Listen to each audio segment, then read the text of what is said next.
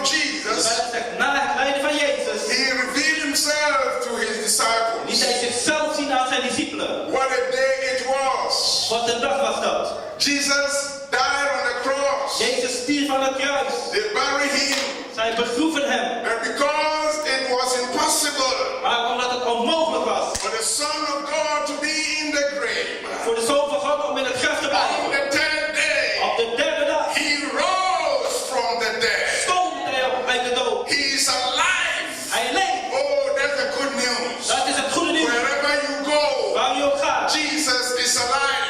Jezus leeft. Right now in Ghana, he is healing somebody. Nu in Ghana geneest hij iemand. He is healing somebody in India. Hij geneest iemand in India. He is alive in Japan. Hij leeft in Japan. He is alive in China. Hij is levend in China. Jesus is alive in Iran, in Curaçao, in Aruba, in Paramaribo. Jesus is alive in Amsterdam. Right now, people are worshiping him. He is alive in Eindhoven North, in Eindhoven South, in Eindhoven East. Wherever you go, Waar u ook gaat. Jesus is alive. Jezus leeft. Hallelujah. Halleluja. And then he revealed himself En dan laat hij zichzelf zien to his aan disciples zijn discipelen. and gave them not just one, many convincing proof Maar hij gaf er niet één, maar vele overtuigende bewijzen that he's alive. dat hij levend is. And he spoke about the kingdom of God. En hij sprak over het koninkrijk van God. Many Christians look only here on earth. Vele christenen kijken hier alleen maar op aarde. They don't look further than that. Zij kijken niet verder dan dat. We cannot be effective Wij kunnen niet effectief zijn if we will only look here on earth als we alleen maar ons op de aarde richten. and forget about the real kingdom of God. En vergeten over het echte koninkrijk van God. We cannot be effective Wij kunnen niet effectief zijn if we forget about heaven. als wij de hemel vergeten. We cannot be effective Wij kunnen niet effectief if zijn we forget about hell.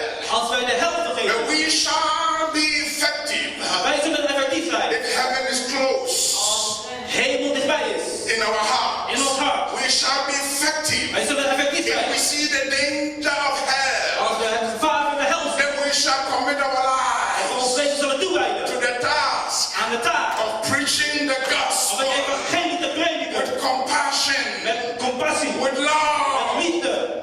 Hallelujah. A sign Dan moet er een teken zijn that the Holy Spirit lives in us. dat de Heilige Geest in ons leeft.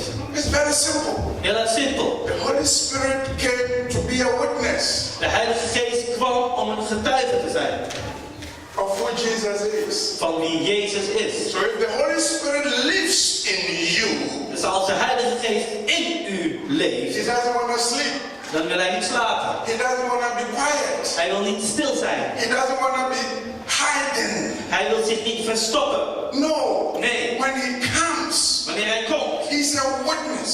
dan is hij een getuige. But all he needs Maar alles wat hij nodig is heeft, your mouth. is uw mond. When you open your mouth, Wanneer u uw mond he opent wants to testify en u gaat getuigen that Jesus dat Jezus is not dead. niet dood is. He is alive. Nee.